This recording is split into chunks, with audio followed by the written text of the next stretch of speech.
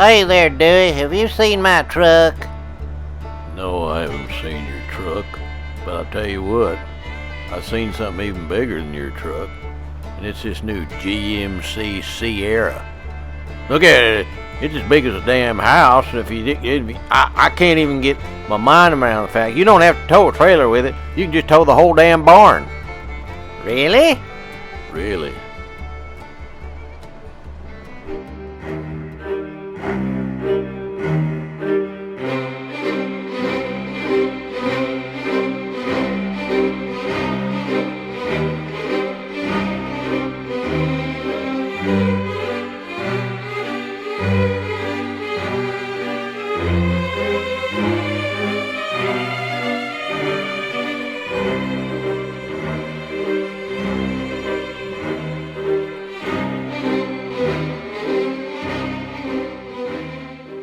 My God, it is a towering thing, isn't it?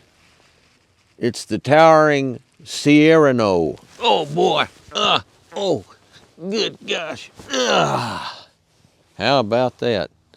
Well, welcome to the Sierra 2500 HD. Something that is absolutely massive, and more massive than other massive things. I mean, I swear this thing could eat a Raptor. This is a whole lot of truck right here. The reason of its vastness is, well, first of all, just the HD circuit of trucks that are made by GMC, also known as the Chevy Silverado in different countries, like America, it's a big truck to deal with, because it's designed to haul so much and carry so much. But it also is even more massive in this particular case because it has the AT4X package. Now, what does that mean? Well, essentially we have the off-road package, which adds a whole bunch of stuff to it. But the X designation means we have even more great off-road stuff. We have a special suspension. We have special skid plates. We have special bumpers. We have all kinds of good off-road technology, including locking rear differential. It does not have a locking front differential. I believe you can get that on the AT4X version of the half-ton, which is the 1500. I think. I'm not even sure about that. But this truck has also got the maximum pulling device, which is the 6.6 liter Duramax diesel, turbo diesel engine, and 10-speed transmission, and everything is heavily reinforced to tow about, I think, close to 20,000 pounds with a conventional trailer, which is a lot. I tell you, just to give you an idea about how massive this thing is, the curb weight is around 7,600 pounds, I believe, and that's a lot to be hauling around. And then it can haul another 20,000, you know, I mean, my God. This is serious kit. It has a serious price tag too, which we'll get into later. But what we really have a machine designed to do is, I look at it this way. If you have to tow some really heavy trailer and haul a lot of heavy stuff, let's say, for example, you're a construction worker and you have a big backhoe that you use at work. So you got a real heavy trailer plus the backhoe on it, which is a massive heavy thing. And then you have to take it to construction sites, which are, the road to that particular construction site might be pretty nasty. So look, you got all this ground clearance and you get this reinforced suspension designed for off-road work, plus a absolutely tank-like, or I should say a locomotive-like drivetrain with that diesel engine. That incidentally, the torque figure is close to 1,000 foot-pounds of torque to pull all this stuff. This is a truck you need for that kind of thing. If that's what you do, I'm sure some people will buy this just because they want to drive around in it. We have a lot of that in this country. But more than anything else, it's designed to haul a whole lot of weight in very difficult places to get to. I look at it that way. And they've added a whole bunch of nice things to it. Like this, there's a company right there you'll see called AEV right there. And AEV supplies a bunch of the stuff on this, including the wheels and the front and rear bumper. And as you can see, this front bumper, this is all steel and has some massively reinforced recovery points, hooks, whatever you want to call those things. The only thing I don't like about this front bumper is I wish it's folded out a little bit further, because that way you could climb up on it to get to the engine, which is so high off the ground. I mean, as you may have been able to tell earlier, this thing comes up just below my chin when you get. And fortunately, to gain access, we do have the running boards that come out automatically. Yeah, just like that, to help you gain ingress. And while I'm here, let's have a look here. What is our payload capacity?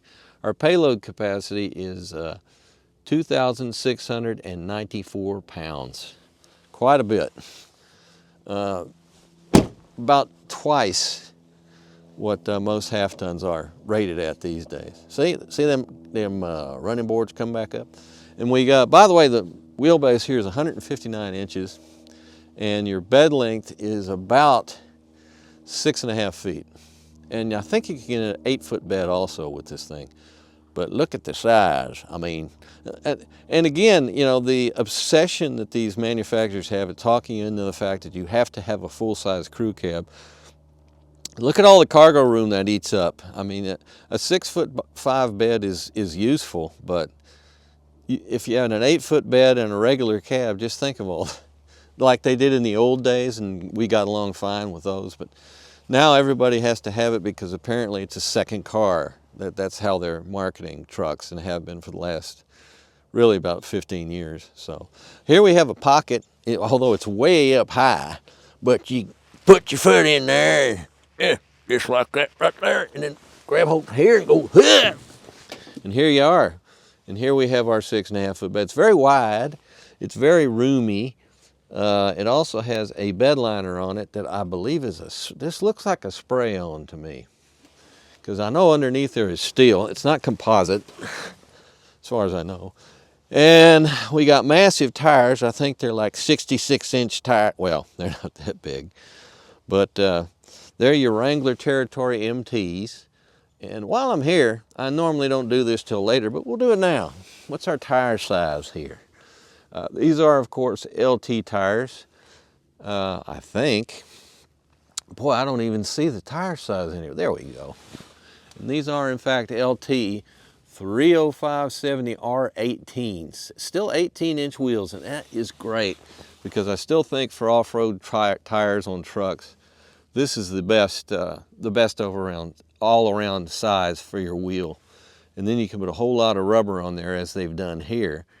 And as you can look at all the lugs on this AEV tire. There's 1, 2, 3, 4, 5, 6, 7, 8 lug tires, wheels rather.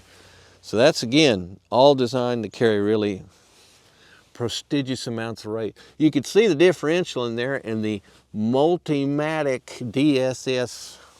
Well, we'll look at that later. But again, the reinforced shock absorber system for off-road work.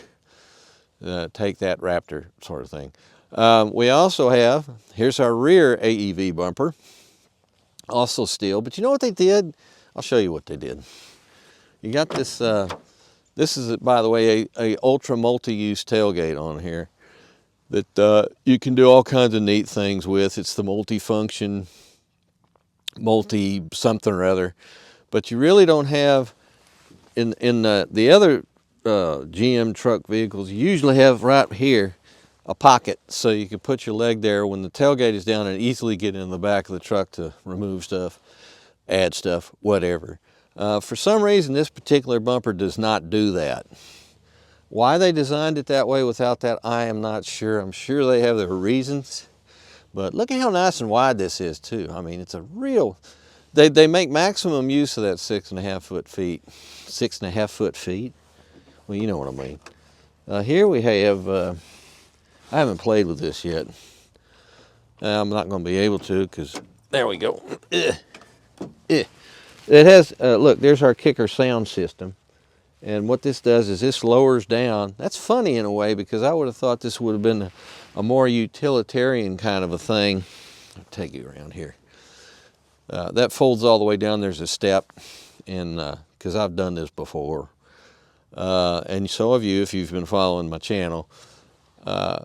It seems strange that they'd put that on this truck, because this truck to me is like all business, but they say, well, it doesn't matter where you are, whether you're working at the job site or any place else, you need to have your, oh great, how do you put this down now? There we go. You need to have your tunes. That's how they feel about that, so God bless them for that. But you don't have any power assist, but you don't need it because it's actually a very balanced, light, I don't know if it's aluminum or not, but it's a fairly light tailgate for such a big tailgate. And speaking of big things, there's your exhaust pipe on your Duramax right there. Yeah, man. I've always wondered why the diesels are so huge on these trucks, but I'm sure that's a flow problem and they need to do that, right? Right, yeah, sure. I think so much is compromised for this for the sake of cosmetic stuff. But again, you got a massive amount of ground clearance, and you have, as we'll see later when I get underneath this thing, you also have tremendous protection for all the components that might run into something off-road. And boy, it's really interesting how low down that rear drive shaft is. I hadn't just noticed that. Oh, something else I'll mention that I think is so cool, and it is unique to GM trucks, GM full-size heavy-duty trucks, is the front suspension.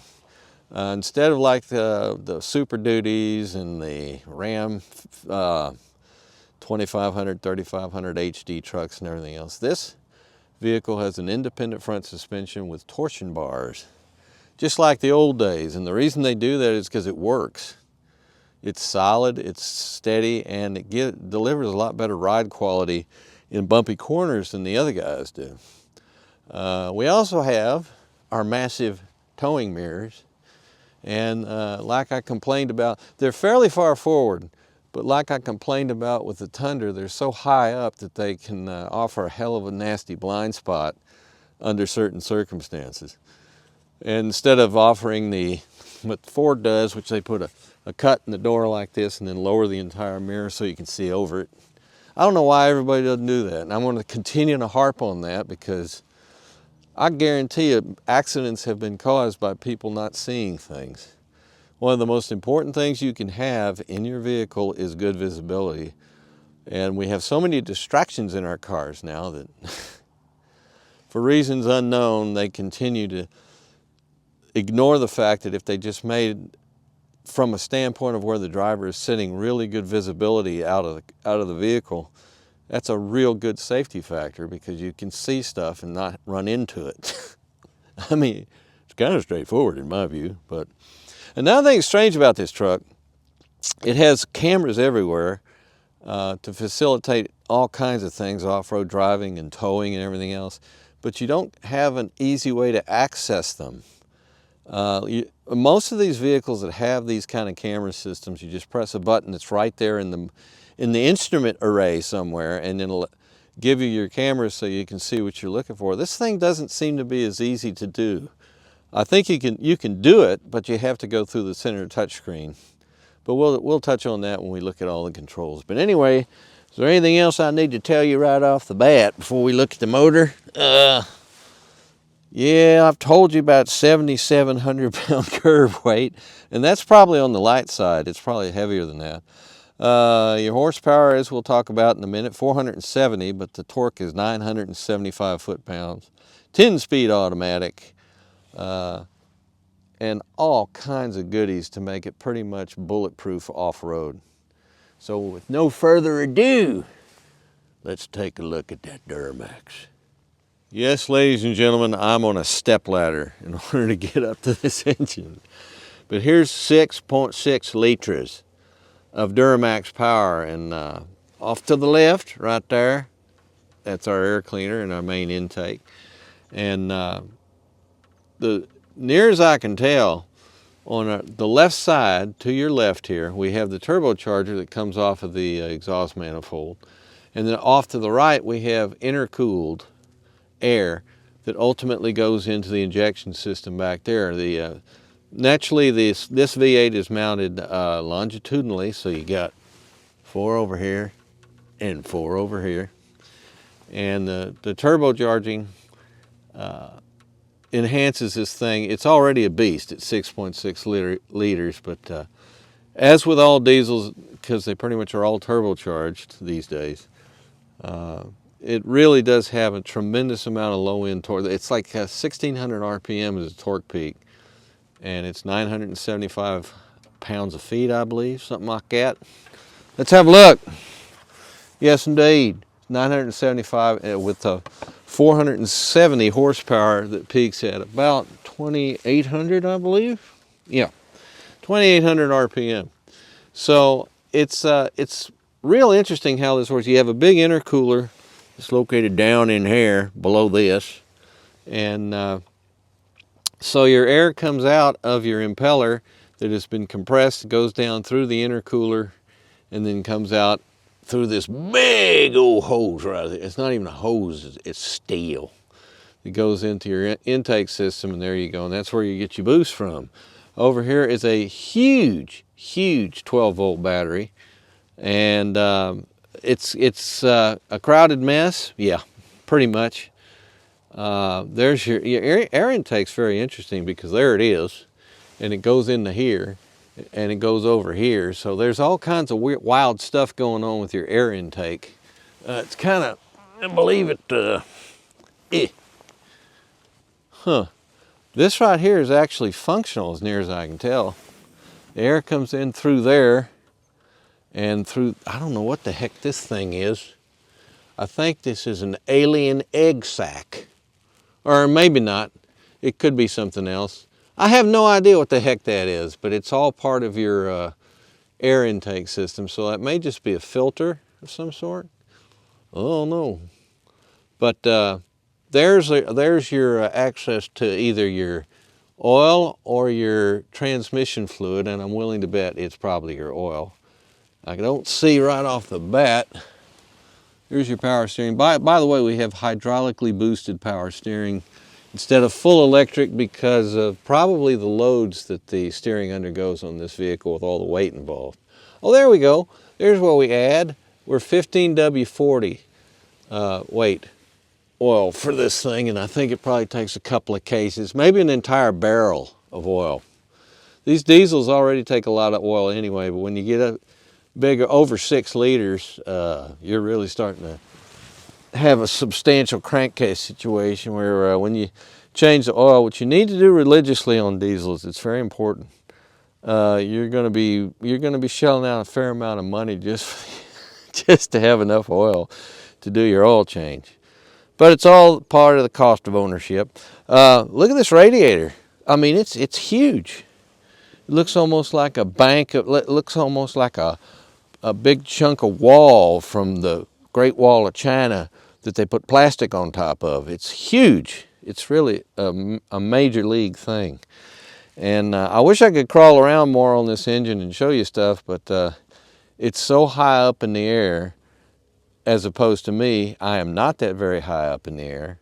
So this is what we have to do. Incidentally, if you look to the left here, see this structure right here? This is all part of your, it's the main structure of the truck in terms of in a collision situation. That will help protect you, because that is a structural beam, and there's one on each side. And I think that's what, I mean, it's also there to help hold everything together, because this engine probably weighs, good God, how much does this engine probably weigh? Probably 1,000 pounds or something ridiculous, maybe more than that. But it's all there for your protection, and it's also there to add rigidity to the entire truck. And all the components of this truck are huge. I mean, the fenders and everything else are so big that there's a lot of reinforcement involved with all this. So there you go, and I'm gonna climb down now, and we'll go around to this side a little bit so you can get a little bit better shot. There we go, where we're going into our intake system right there, you see. And then we'll go over here. And there's our turbocharging side. So, and as you can see, there's a deep down in there, there's a massive engine. But that's what you have when you have a very sophisticated diesel power plant. There's a lot of components involved, especially with all the turbocharging and intercooling. So there you go. But power, you got it. And 10-speed transmission, perfect. Perfect choice for this. And you can just tow anything you want. You could tow another one of these if you had to. Just barely, though. So would you believe me if I told you it was springtime or summertime or fall? It's not. But anyway, that's beside the point. Here we have the interior of our 2024 Sierra GMC 2500 heavy duty 4X A4X AX4 the off-road version of our extremely formidable 2500 crew cab. And this, like the 24 Silverado, which we also have on this channel, you shall be able to see the brand new interior layout that General Motors has come up with to put in their full-size trucks. And it's a really nice, I'm very pleased with what they've done overall because I think it's great. For example, as you can see, the instrument cluster itself is all virtual. And oh, look, my seat heater's on. I mean, excuse me, my steering heater's on. Boy, this is hot. Woo! You could cook a weenie on there. What they've done here is they have a beautiful virtual display that has a few themes which I'll hopefully be able to locate and go through for you for your instrument cluster. And then it's almost like a part of that is the new central system known as the touchscreen extravaganza, which is a real big screen from, it's definitely a landscape, Lawrence of Arabia affair. And, you know, Lawrence, you can't go wrong with that. And it's extremely legible with a high definition type of system. And it's beautiful. And it's actually, it's really low. If you look at the dashboard, it's located pretty far down, out of harm's way as far as your vision is concerned, but it's almost a little bit too far down. But I'm not going to give it points against that because it's still pretty, I mean, if it were me, I'd put it like right up here, right below this. But instead up here we have our beautiful heating, ventilation, and air conditioning vents. So that's what they've decided to do with this. But the quality of the imagery on the central screen is absolutely beautiful. We'll go to, there's our map there. And unfortunately, hang on a minute, let's see how quickly I can do this, which means this might take me about a month. No, I don't want to connect Google Play Store for cameras. Incidentally, to turn on the cameras, that's how you have to do it. There is no dedicated switch to, and there's in front of us, which is a lot of snow, and beside us is a lot of snow. And can we go back? Well, that's where our trailer hitch would be, right there. You can't see it because there's no hitch on there right now. And I don't see. It doesn't give you the option of just a pure back. Well, yeah, it does. Here we go, right? Front, rear. And there's so that you have all these different options on your visual screen here that is using a virtual image along with existing imagery outside delivered by the cameras. So it's good. It's just not as easy to find as there's no dedicated switch down here that I could find, and usually there is. Like I just had the 24 Tundra TRD Pro, and it had a switch like right down in here to access the cameras. And those cameras are so great and so convenient and so useful that you like to have a way to instantly access them. But, you know, whatever. Okay, maps, phone, cameras. Let's see what we got over here. Trailering, Alexa. Who's that? I know nothing of that. Settings, vehicle, apps and permission. Display, here we go. Mode. And let's go to night. There we go. just like I did on the aforementioned Toyota Tundra. I find these darker screens, for me personally, much easier to read. There we go. And amazingly, it looks a lot like the Tundra screen. Isn't that interesting? Here's your gurgle right there. So you have the search system is using a gurgle. And can you do this and this? You sure can. You can pinch. And you may notice here, we're 3D. So that's a very, very nice touchscreen display. Now over to our instrument cluster. What do we have available to us in our instrument cluster? Well, let's see. I'm looking around for the various adjustments. And here we go. In your center screen, you can just have a digital speedometer to augment the... well, you know, we ought to go back to the original here, the beginning. In settings, we can go to display, sounds, users, accounts, privacy, storage, sir, vehicle maybe? I know there is, in fact, a couple of power assisted steps are on. You need those, by the way. You need those. Actually, they need a power assisted ladder to get you in and out of this thing. Well, I don't see it right off the bat, so maybe we'll go over here and find it. But there is more than one theme available for your instrument cluster, depending on what you're interested in. If we do this, what happens if we do that? There we go, display layout. Left side you can customize. Time and temperature, that's what we have now. Tire pressure if you want. Fuel economy average, 13.6. Not surprising for the 6.6 Duramax that has been primarily being driven just around locally. I haven't gotten on the highway yet. Transmission fluid temperature, 115 degrees. I assume that's Fahrenheit. Yes, it is. And then none. You can completely kill that off, but we're going to leave her right there because I like that. Right side information. What can we do over there? Ooh, compass is what we have now. Time and temperature. We already have that on the other side. It's basically, you may notice something. You have the exact same choices over here, which is fine. We'll leave. What do you want to do? You want to put up there fuel economy average? Let's put that up there and leave that up there. All right. Now then, if we go back, lower gauges, maximum. That's what we have here. So that way we have our coolant temperature, which just bumped. Did you see that? That's weird. Your fuel gauge. I'm already down 1/4 of a tank, which, excuse me, 1/8 of a tank. That's hard to believe. It's a big tank, 32 gallons, I think. No, yeah, I think it's 32. Your ammeter on the right for your battery to let you know that it's charging, and also your engine oil pressure. So what happens if we go to medium? What do we get for there? We just get temperature and fuel, and minimum, you get your odometer over there, and that's it, your gas. And on the right side, of course, you have whether or not your cruise control, lane control thing is enabled. We are currently sitting on automatic all-wheel drive, and but we're going to go back up to maximum because we crave information. There we are, and see, we're set. So, what else do we have? I could swear there were theme selections.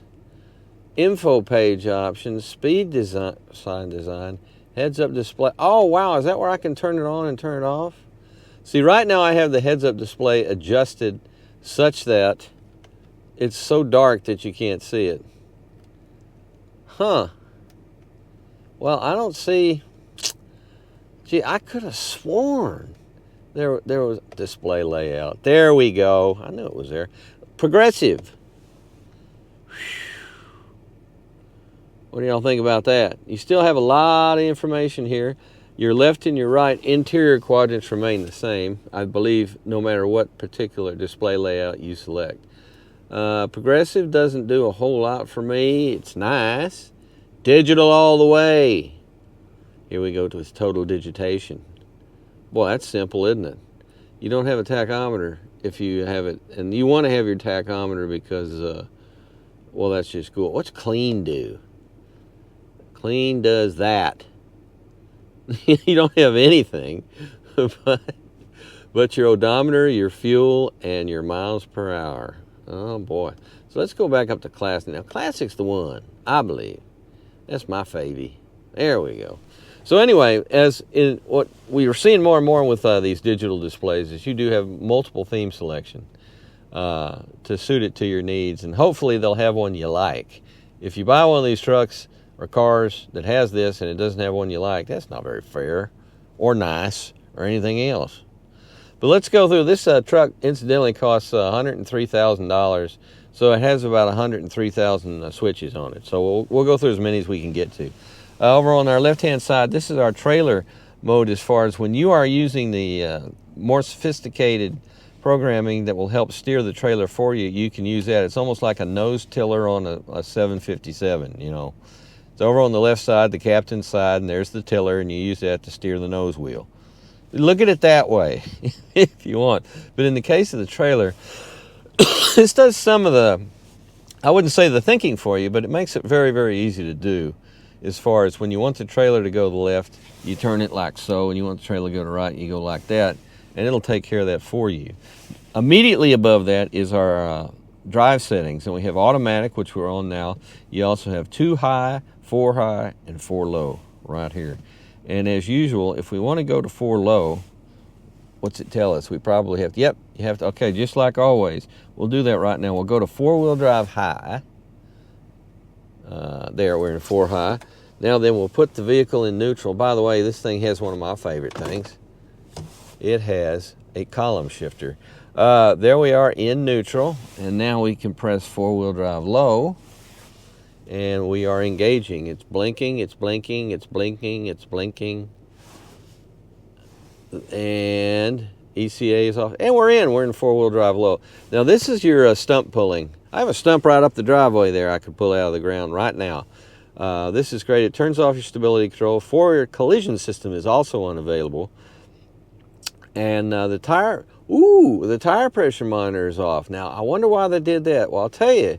They probably did that because they have a feeling that if you're going into 4-wheel drive low, you may be driving up boulders and things like that. In this beast, in your A4X, A4TX, what? Hey, let me get this right here. It's a AT4X. Thank you. In your AT4X mode, they assume you are probably going to air down your tires for better traction, so that'll turn that off so it won't constantly bother you and tell you that your tires are low. Instead, it'll put that up to constantly bother you to tell you the things that tell you your tires are low is disconnected. So there you go. That's your selection there, and what we're going to do now is put it in drive and park. See, there it is. Now we'll go back to neutral, and we'll go to automatic. I think we can jump straight to auto, can't we? Yep, it can. It can jump all the way to automatic, I believe. And there we are. How about that? That's very good. So that's the way that works. Now, what else do we have here? Over on the right-hand side, we have all our myriad of lights. Fog lights down here. Here's your regular lighting here, and the automatic mode has a double thing to it. When you put it on automatic, normally I believe the default position is it uses the automatic light dimmer. If it detects lights in front of you coming towards you, it will turn the brights off and go back to low beams. If you don't like that, which I don't because it doesn't work properly half the time, none of them do, right up here in this stalk, which is also your turn signal stalk that they have designated also as your windshield wiper stalk because of the column shifter over here. At the end of that, you have this little button right here that you can turn that on and off, which is wonderfully convenient. I applaud that. But here's your dash in and out, up and down, in order to dim or create more light for you. Here's your back. Your light for your cargo lamps are enabled. It has quite a few cargo lamps, by the way. So, and this one is your that's that cargo lamp again. I don't know, it's all very confusing. There we go. And so that's this quadrant here. That's a lot of stuff just right there. Now you go up a bit right here, and here we have your heads-up display. This is the information you can put on your heads-up display, and this is the brightness of the heads-up display, which I have all the way down. If I bring it up here, you can't even see it right now. There it is. Oops. You can't even see it right now because of all the stuff on the windshield. Hang on, wait a minute. Maybe this will help. Why don't I do, oops, sorry. Got to do that.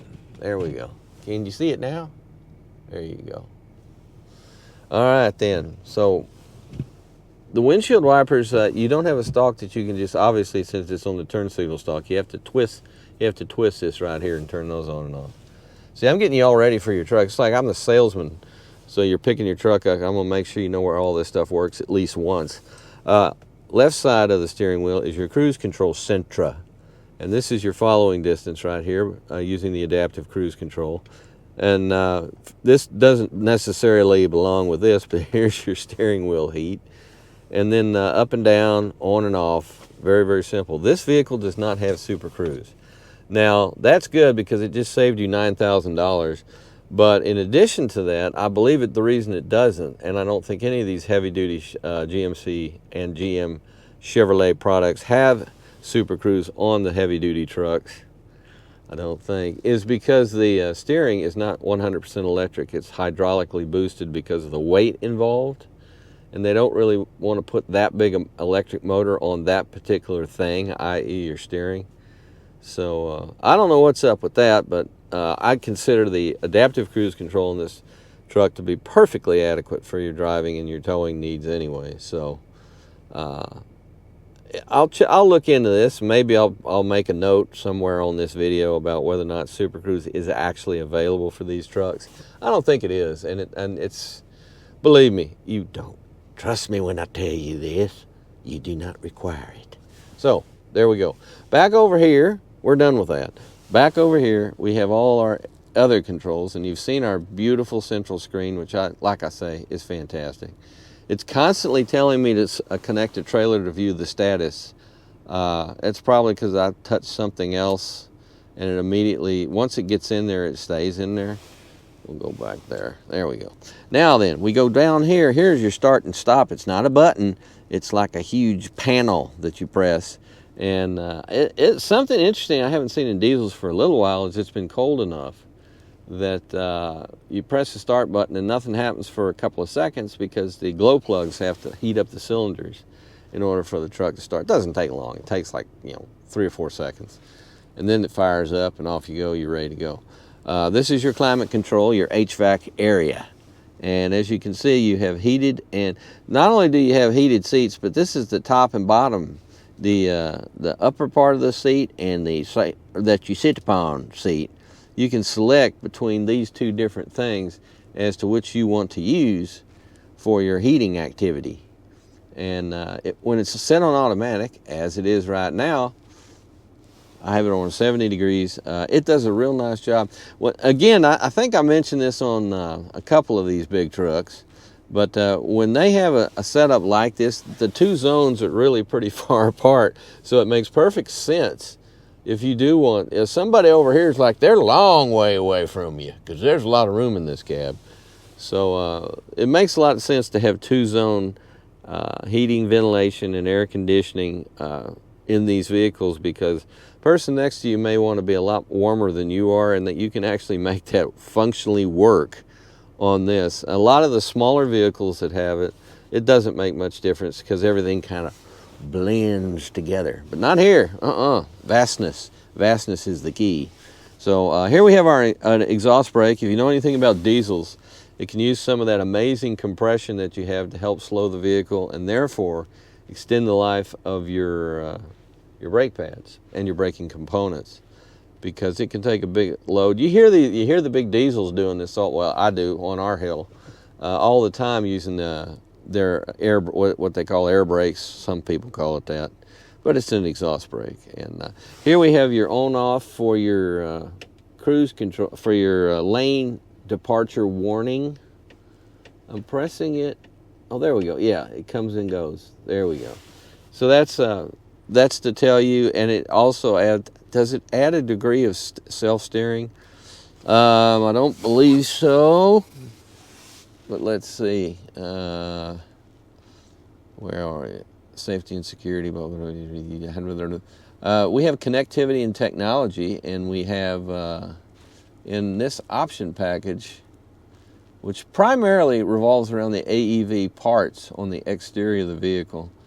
Oh, and we do have a 3.42 rear axle ratio. That's one of the reasons it can tow close to 21,000 pounds. No, I don't see anything on here about that. You'll get to see that Moroni yourself, but I believe that does not exist. Now, you do have a remote tailgate release if you want it. I've never really particularly understood that unless you're going to the big box store to pick up something. You don't want to get out and you have a bunch of minions out there that are going to load your truck for you. You can push it and drop your tailgate. More power to you. This is a switch that would be very dangerous to use at the moment because it lowers all 4 windows, I believe. And that would mean we could build a snowman inside here because of all the snow that would fall in. Here is your locking rear differential, which is electronic in nature. And here is your hill descent control. All things you're probably familiar with if you do any off-road driving. Now, interestingly enough, this vehicle does have an onboard trailer brake controller. And usually you would expect to find it right about here because that's where GM normally likes to put it. But on this truck, it's down here. And I think that's fine, I guess, until the dog comes in and steps on this or this and changes your gain. And you don't want to, you tell your dog, dog, do not change the gain. But the dog will change the gain because you just told it not to. And you know how dogs like to play with you. So there you go. Here is, well, let me open this up here for you. There we are. Here is our charger for our cell phone. If you want to do that, you can certainly do that. You have that option to you. And it seems to work really well with a phone in a case. Look at how deep this is. This is a very deep, roomy, and wonderful console in the middle. It's not as big as some, believe it or not, but it's plenty big enough for a lot of things. Could you get a laptop in there? Yeah, you could get some laptops in here. But there's more. Wait, there's more storage. Over here, our glove box. I would call that glove box pretty average. I would expect everything on this truck to be absolutely, look, there's all about your Duramax engine right there. You know, enormous. Everything on this truck is enormous, but the glove box not huge. But you do have, in a supplemental nature, this thing right here. And you press that, look at there. And you got some space inside there too. How deep is this? Not deep at all. Put a flashlight in there though. A conventional flashlight will fit right in there very nicely. Okay, now we go whoop, up. We do have a very nice sunroof, or moonroof I should say, which you can open and close. And you can also slide open the rear window, which is back there. You see that little window right there? That can slide back and forth at the touch of a finger, which is very nice. And then you have your standard what you can do with your moonroof. You can tilt it or you can open it completely. The shade is manual. $103,000 and I have to actually reach back and grab it like that and do that? What? Oh, that's crazy. Here we have your map light, which is a nice LED, one for each up front. And that's basically it for the front of this vehicle. It's real straightforward. There's so much in it that is what I would describe as, going back to my settings that I had before. There's so much I would describe as it's electronic and mechanical in nature that does stuff for you. For example, the system that has been developed for this truck for the adaptive cruise control, that's just super simple to use. It's like using it on like a Cruise. Do they make the Cruise anymore, Chevrolet? I don't know. But other GM products, it's just real straightforward. There's nothing ludicrously complex about this, which I really like. And while there's a lot of technology here, it's not overboard. It still, to me, feels like a conventional truck in so many ways, and I really welcome that. I feel the same way about the Chevy Silverado HD that I tested.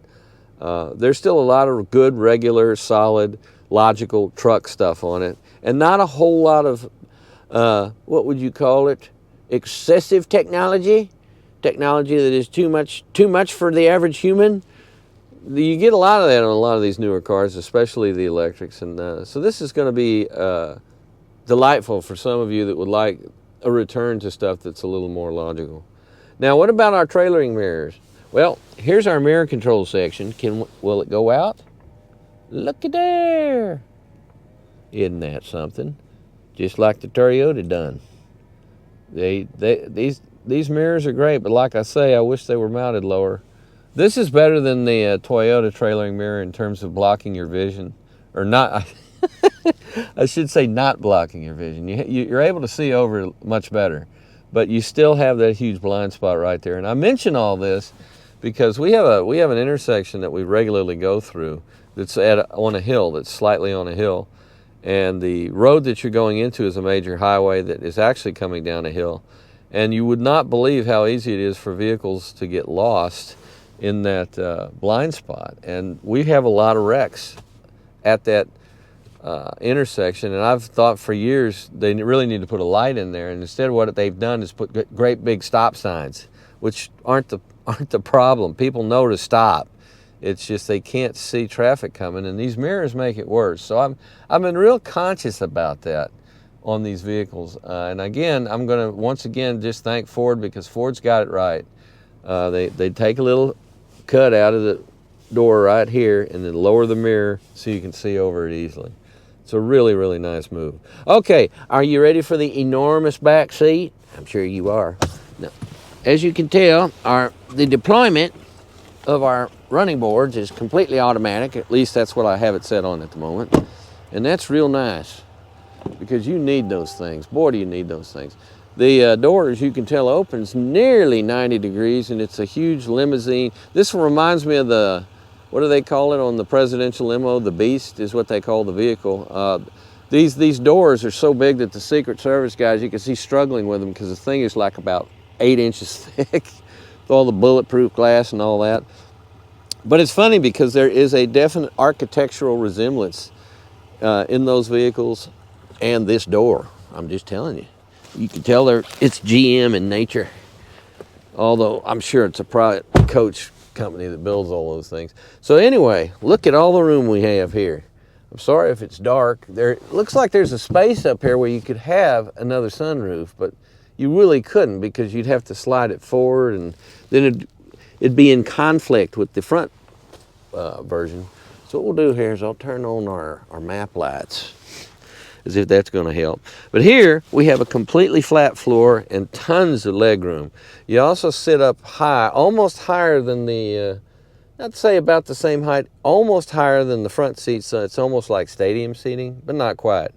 But you got this good handhold right here, because this is AT4X. You know, you're going to be rocking back and forth and all that kind of stuff.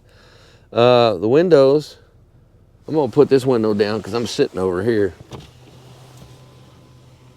100% nice big window, and the belt line is low. Oops, the belt line is low enough so that your rear passengers get excellent visibility out the sides, which can be good if you're off-road, if you're going up a beautiful alpine mountain trail and you want to see everything. Here we have both heated and heated. Both sides of this are heated for your winter pleasure, like now. Turn that on. Look, you even have multiple settings. You also have a USB and a USB-C port. Oh, you also have those up front. I don't know if I mentioned those. You probably saw them, but they're there. Both of the front seats have a nice pocket on the back for your magazine or your tablet computer. It can slide right in there. What else do we have here? Well, let's check this out here. Yeah. A nice conventional, yeah, that's good. That's real good. Armrest, and you have a 60/40 here. Now what? Oh, and we also have the magic space. Now I still don't know what this is for, but let's have a look here and see what we can do. This thing is mysterious. There's a little thing to hide, I don't know what, hamster. You could put a hamster in there if you so desired. Why you'd want to do that, it's beyond me. But there we go. We can lift this up. Oh, wow, they left me an umbrella. I'm taking it. I'm not going to take it. Oh, I was looking for this earlier. Isn't that nice? Thank you, Fleet Company. I didn't know that was there. But you have a little bit of storage here. Not a whole hell of a lot, but some, so you can put loose items, as you see. Well, there's all kinds of things in here. Huh. And how do you lower this back? Hang on. Let's put you down for a minute. Here's this. All right, we're gonna try and do this. How do we do this? Like that. You just force it. You manhandle it. So then let's go look at that other side, see what we have. Incidentally, we got all this volcanic ash that, you know, we had an eruption here. I didn't play enough with that tailgate, but you know what it has in it. It has a kicker sound system. You've seen those, right? I don't know. Okay, how about you? Ah, look at the size of this jack. Well, it has to be that big because this thing weighs 7,700 pounds by itself. But there you go, and here's a nice hitch receiver. Huh, I'll keep that too. I'll just put all these things in my truck. They won't miss it. So there we go. So, very high off the ground, by the way, but very useful. And I can't wait to show you the underside of this truck, because that's the business side. That's where all the real heavy dutiness takes place for your pleasure.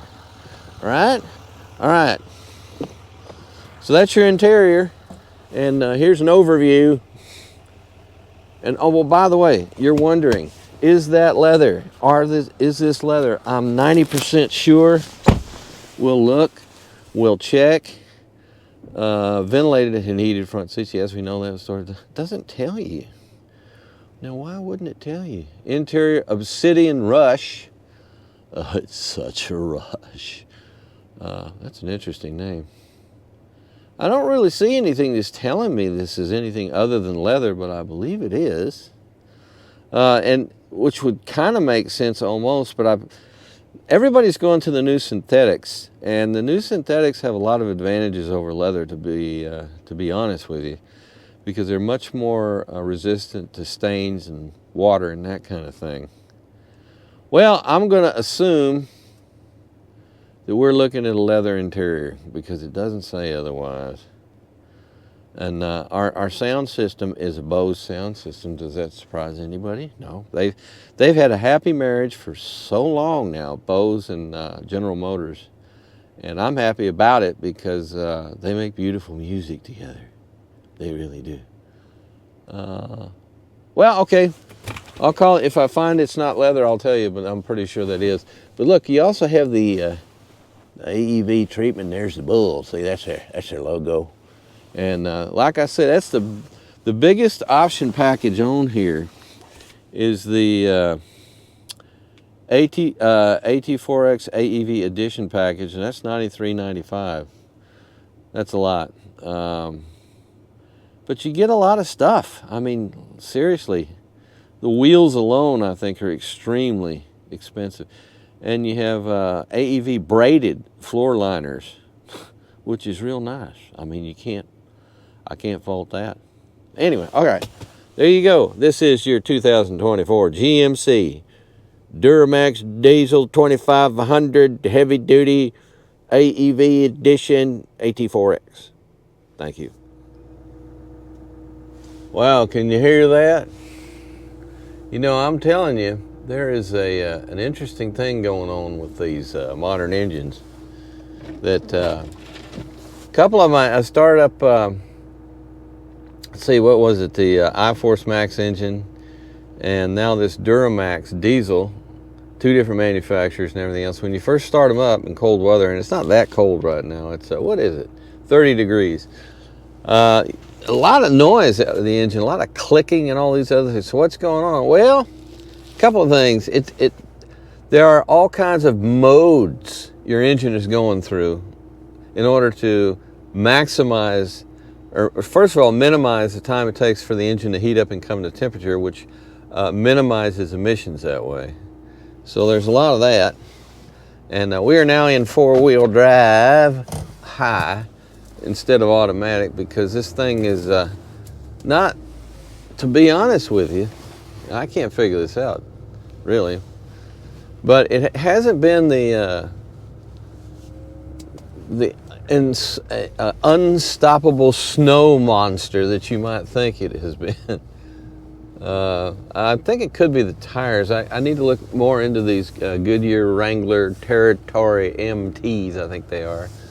Because I don't think they're happy on snow the way some other tires that I've experienced during this particular storm on different vehicles seem to be. And I don't know if that's the tires itself or if it's this vehicle, but it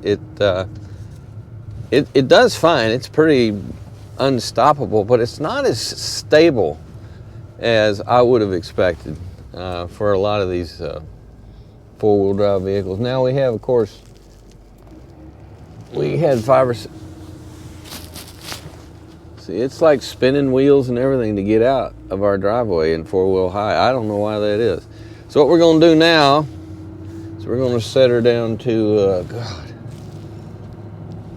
having to find anything. We'll put her on automatic.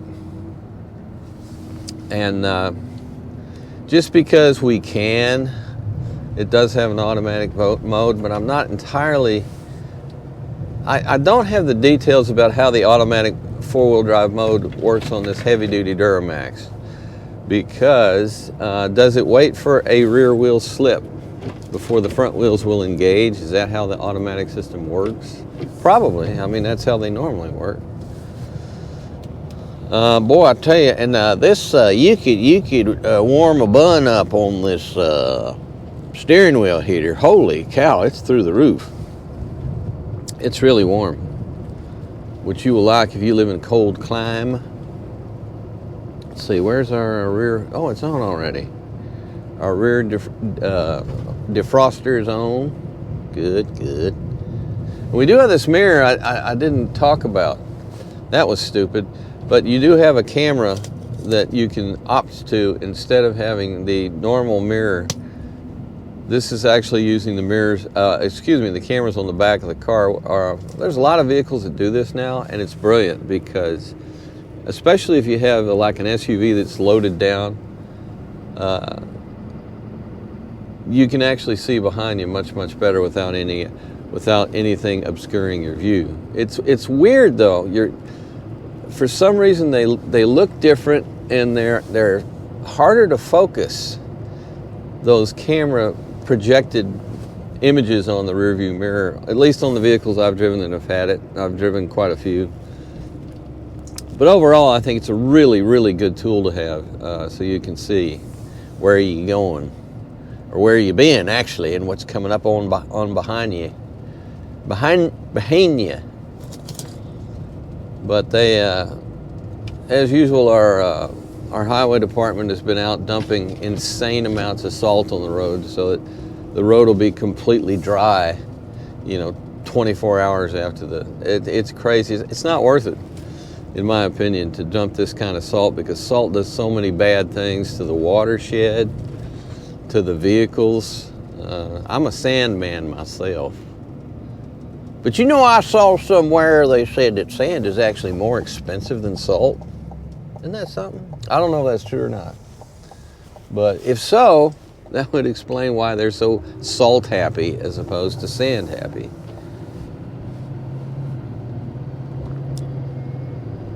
You can hear, I could hear a little bit of that turbo in there. The thing about these big diesel engines like this, it is so difficult to describe, is they a lot of times they don't seem all that powerful when you're driving them, when you're just driving them unloaded, unladen, trailer free. But the funny part about it is you get used to driving it unloaded, and then you hook up a trailer, and you basically, as far as the propulsion side of things, you can't tell much difference, because they really do a great job of, oh boy, I got a lot of snow coming out of the back of my truck. They do such a good job with all that torque of just moving you along that, and it seems so effortless when you pull a big trailer with one of these diesels. That's why that's one of the many reasons they're very popular. And the engines themselves seem to, provided they're taken care of properly, seem to last extremely well. I've heard story after story of guys that have had, for example, your Rams or your Dodges, and the truck will literally be beat up underneath it and rusted out and everything else. It's basically gets to the point where it's not useful anymore. But the engine is fine. The engine will go another 200,000 miles. You know, it's really remarkable. That's one of the great things about diesels. But on the downside, there really are still a lot of emissions problems with them, because they do put out a lot of particulates. And this, of course, has the modern diesel system of using urea injection. Yeah, urea. I'm not making that up. You know that if you own one. But that is all part of the catalytic and particulate suppression system to clean up the exhaust. And the exhaust on these things is dramatically cleaner than the diesels of old. But a lot of people say, well, they meet the same emissions requirements as gas engines. I don't believe that's true, actually. Because the two engines, you'd be amazed at how different the emissions profiles are as far as what actually is produced by the engines during the combustion process, because diesels and gas engines are very, very different from each other.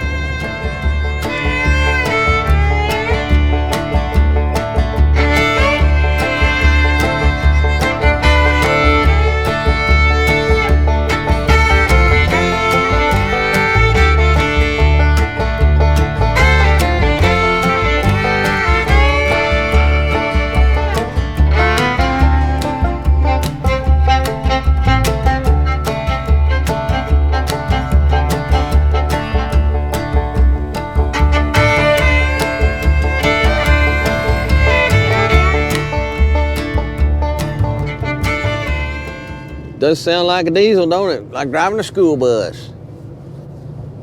It's a very smooth engine too.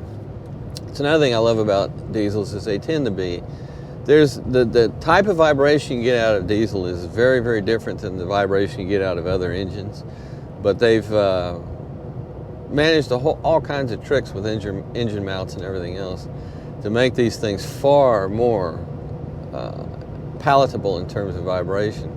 And especially when it's under a load, it's actually a pretty smooth engine. It's a very, very high frequency type of vibration that can largely disappear when you're driving. Boy, let's just pull out right in front of me and slide around and just, generally speaking, be a menace to society. So there's so many things about these engines. They're so expensive, first of all. Although I don't think it's, you know, as you all know, the price of pickup trucks has gone through the roof.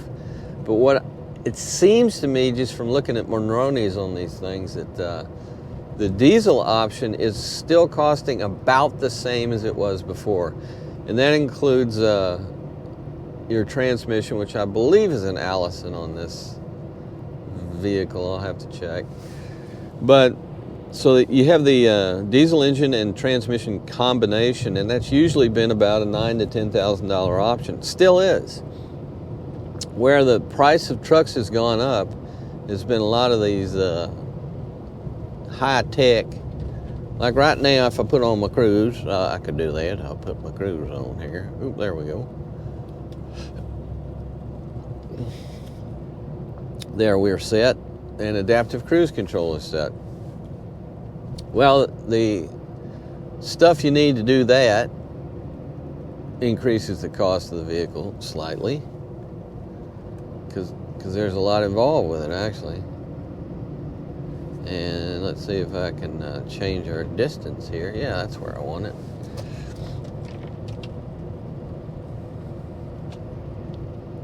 But let's see, we have 360 miles left on this tank, according to them.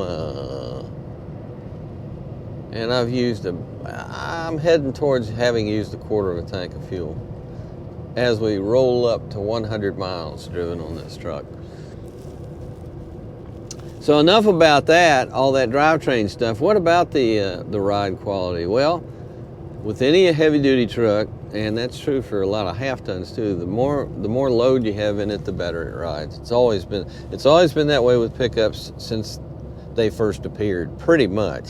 There's exceptions, but for the most part, these vehicles always ride better when they're loaded. So it's always informative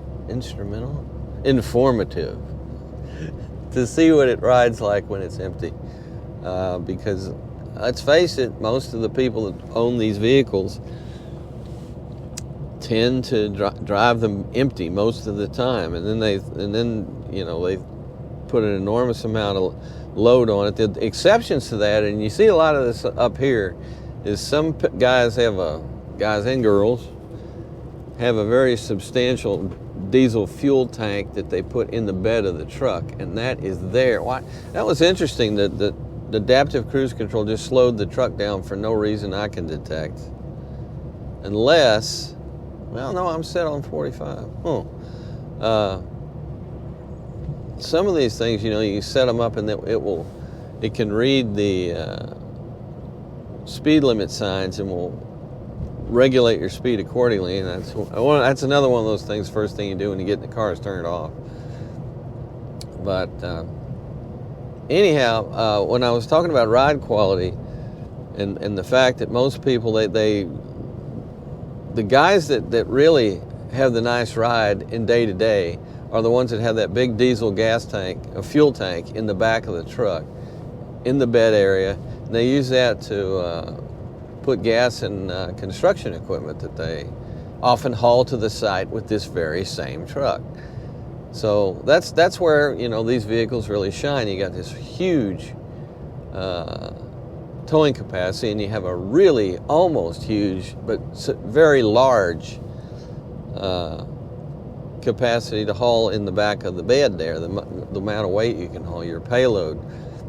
Of course, I still haven't seen one with single rear wheels that would haul as much as our 1972 International Harvester 1310-8 camper special pickup truck that we used to have when I was a kid. That thing could, payload capacity was 5,000 pounds. And believe me, it could handle 5,000 pounds no problem. And yet, it just had skinny little regular tires on the back, no dual wheels or anything like that. I've never understood why, the capacities on half tons isn't at least a ton. They're all like 1,300 pounds and stuff like this. And this one, these heavy duty trucks are so much better in terms of payload capacity. And we've got big old leaf springs in the back of this, and the ride's fine. I mean, there's nothing wrong with the ride to speak of. It's a truck, and it rides like a truck, but it doesn't ride like a punishing truck. It's not an incredible. Now what happens if I do this? If I do that, to do this? Where is it? I can't find it. There it is.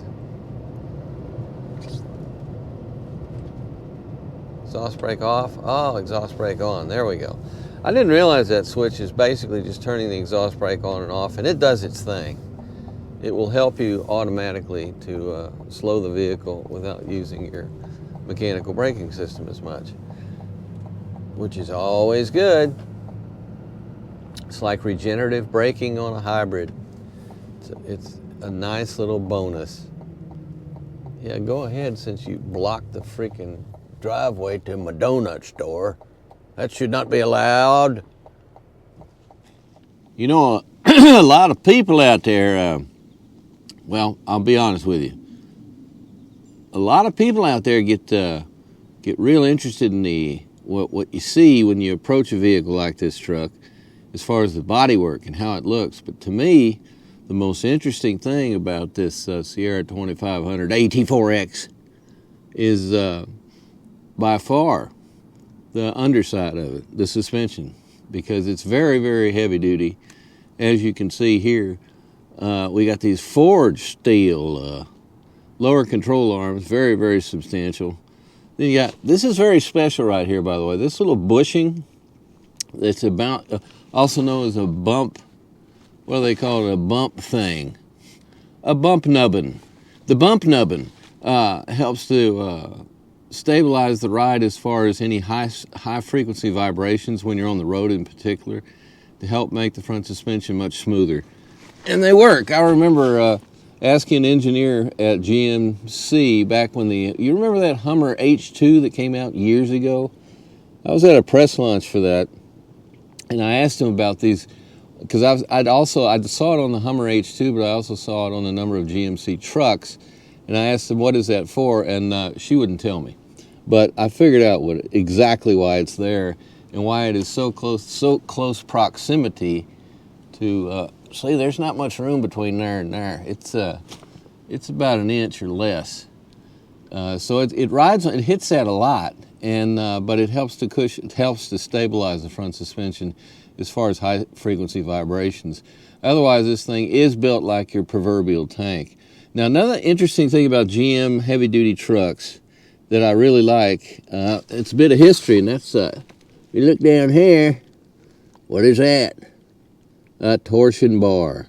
Everybody else uses coils, or in most cases, with a pickup that has this kind of load capacity and towing capacity and everything else, they use a straight front drive axle, and or in the case of Ford, I think they still use a twin I-beam front suspension and coil springs. But GM sticks with the good old tried and true torsion bars. And torsion bars are really interesting because they're very simple, and they seem to do a very good job. And in the case, and they've been on a lot of different things. If you go all the way back to, say, circa 1972, International Harvester pickup trucks, they're lightweight.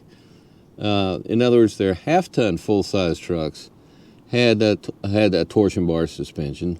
Zillions and zillions of Chrysler automobiles in the 60s and 70s had torsion bar front suspensions.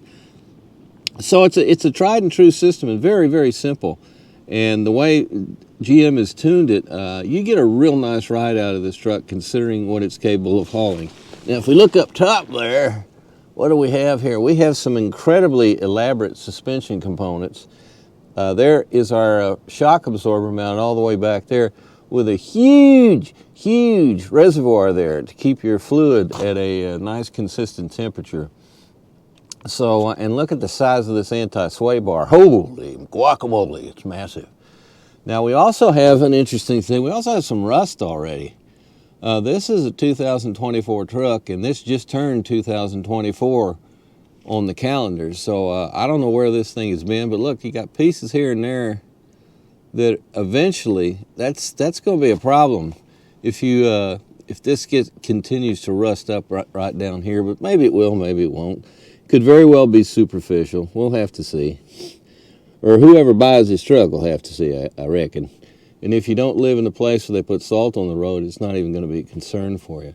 But here's our extremely stout front drive shaft, and our CV joints right there and right there.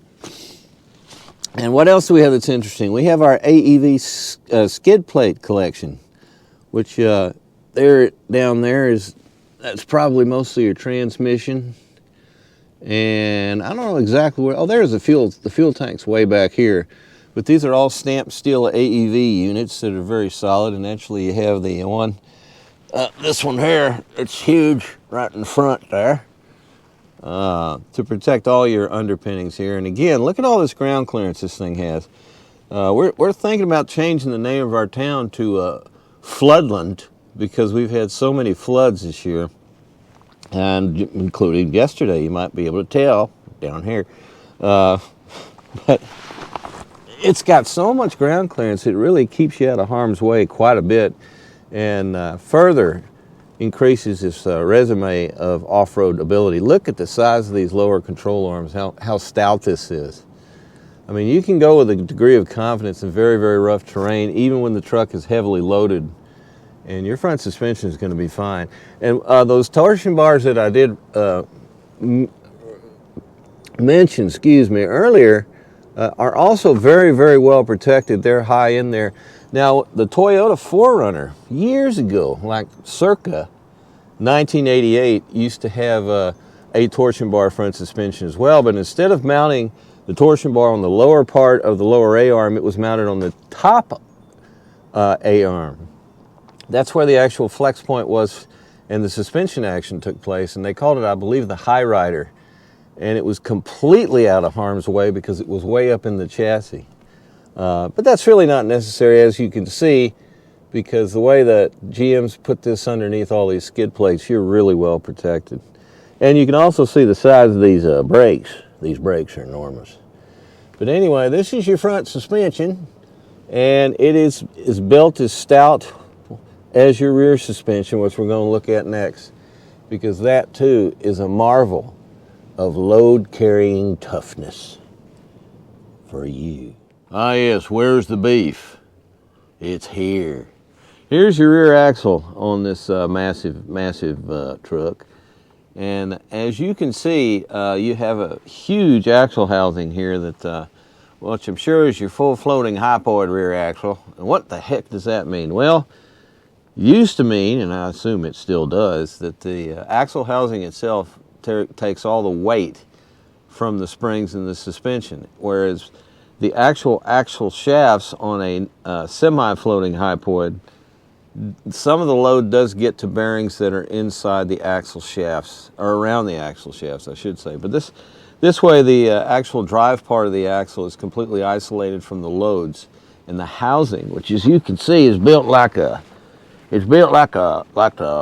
tunnel or something here. It's just so massive in its strength and durability that you can see why this thing is rated to tow almost 21,000 pounds and can haul over 3,000 pounds. It's very, very impressive, and it's very substantial. But look down here. Look at your drive shaft. Now, this is fascinating. As you can see, it's a huge aluminum unit. And this thing, what in the world is this thing? It looks almost like there could be a harmonic balancer. It could be a clutch system for your limited slip automatic four-wheel drive mode. It's not. It doesn't have anything to do with that, because the limited slip part goes up front, not in rear, because the rear of the vehicle is the full-time drive system. But it's pretty, isn't it? It's a hat of some sort. But I can't get over the size of that drive shaft. That's amazing. Everything is just overbuilt and overbuilt and overbuilt on this truck. Now here's our rear braking unit here, and as you can see, a massive caliper, some protection here, which is very common these days. Look at the size of the bolts that hold our leaf spring stack. Now, are these steel? Yes, I believe they are all steel, although there could be some composite elements in there. But like I say, this thing does not, when it's unloaded, does not ride harshly at all. It actually rides fine for a big truck like this, and is able to carry all that weight very, very comfortable and with a great degree of stability, and can take some punishment off-road if necessary. Now here's these are our DS something or other super multi shock absorbers. That's just the weeny little lower side, but if you look up top, look at all this here. That's where you have your remote reservoir, similar to what's on the front, to keep aeration from happening on like washboard roads. And look at here, and here's our friend, those weird little bushings that I like so much. But there's much more travel to this rear suspension, as you can see. And look at how thick the stack is here. That's pretty amazing. We can't really see it from this angle, but what you can see, though, is we have a lot of cross members. There's this massive AEV skid plate, and here's our fuel tank, which is pretty well protected. I'm guessing, it looks like there's not even a skid plate on the fuel tank, but I'm sure there must be. But it's so high off the ground anyway, I don't know how you'd manage to hit that, because the wheels are going to contact something and lift it over rocks and stuff like that before it would ever actually pose any kind of a danger to the fuel tank. But there you go. Look at all the complexity here.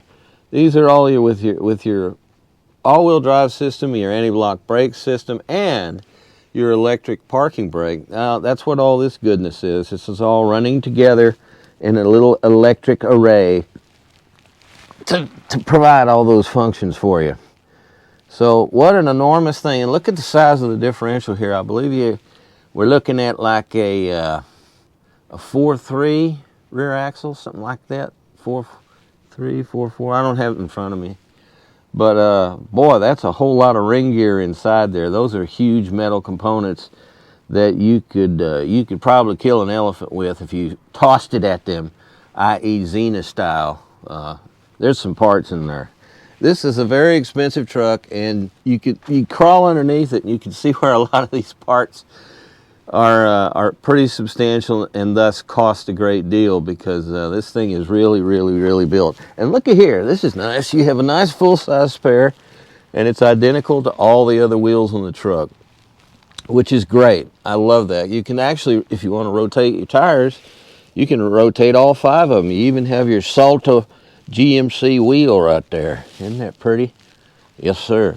So, there we are. And once again, you see the tremendous amount of ground clearance you have and the incredibly overbuilt nature of this truck. And I find it very impressive what GMC does with their heavy-duty trucks, because they're all, you know, your Rams and your Fords are also very heavily reinforced, but this is a whole lot of truck, and it does its job very nicely without punishing you while you're driving it. That's an accolade that we could all live with.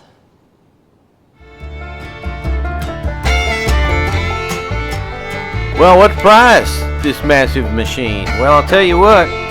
It starts out at a base price of $81,800, and the most expensive option is the AT4X AEV Edition, which has all those great AEV accessories on it that make it such a good machine. And our final price comes to $103,075. So what do you think? I mean, that's a lot of money, isn't it? Yeah, well, it is, but it's an awful lot of truck. This is not a truck for somebody who just wants to drive around town in a truck. This is a working machine that can tow 20,000 pounds worth of working stuff. So if you need a truck that can really haul, here's your truck. Thanks for watching. See you next time. Do whatever the tube tells you. You dress like the tube. You eat like the tube. You raise your children like the tube. You even think like the tube. This is mass madness, you maniacs. In God's name, you people are the real thing. We are the illusion.